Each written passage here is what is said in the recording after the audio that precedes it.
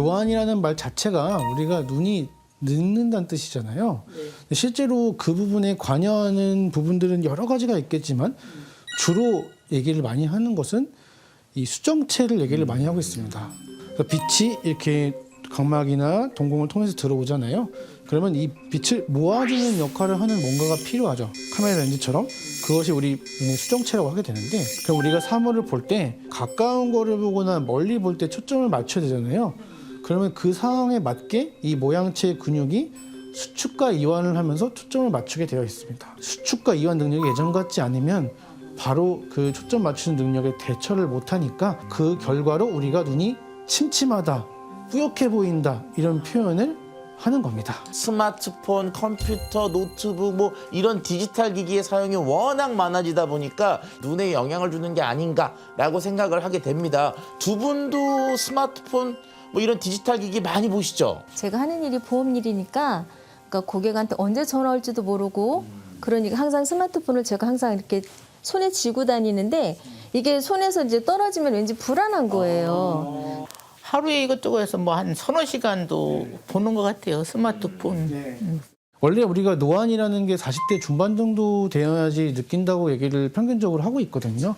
그런데 요즘에는 이제 가까운 거를 많이 보다 보니까 30대부터도 우리가 노안의 증상이 나타나는 경우가 꽤 있고요. 특히 대한민국 성인 3명 중에 1명이 노안 질환으로 우리가 불편함을 많이 느끼고 있다고 얘기를 많이 하고 있거든요. 그 대처를 만약에 내가 잘못했을 경우에는 뭐 심하면 어디까지도 갈 수 있습니까, 병이? 결국은 우리가 보는 거 관련해서 제일 두려운 건 실명이잖아요. 이게 아주 먼 얘기라고 생각할 수도 있지만은 이게 방치되는 경우가 있기 때문에 꼭 불편한 부분이 있으시면 그거를 진단을 꼭 받아보시는 거를 말씀드릴게요. 그럼 지금부터는 실명을 유발하는 3대 안 질환에 대해 하나하나 알아보도록 하겠습니다. 첫 번째 바로 백내장인데요. 백내장. 네. 이 백내장이라는 거는 우리 수정체, 초점을 모아주는 이 수정체가 혼탁이 되는 거를 얘기를 하는데요. 이 초점을 모아주는 이 수정체가 혼탁이 생기게 되면은 사물이 뚜렷하게 보이지 않고 뿌옇게 보이는 증상이 대표적으로 생기게 되어 있습니다.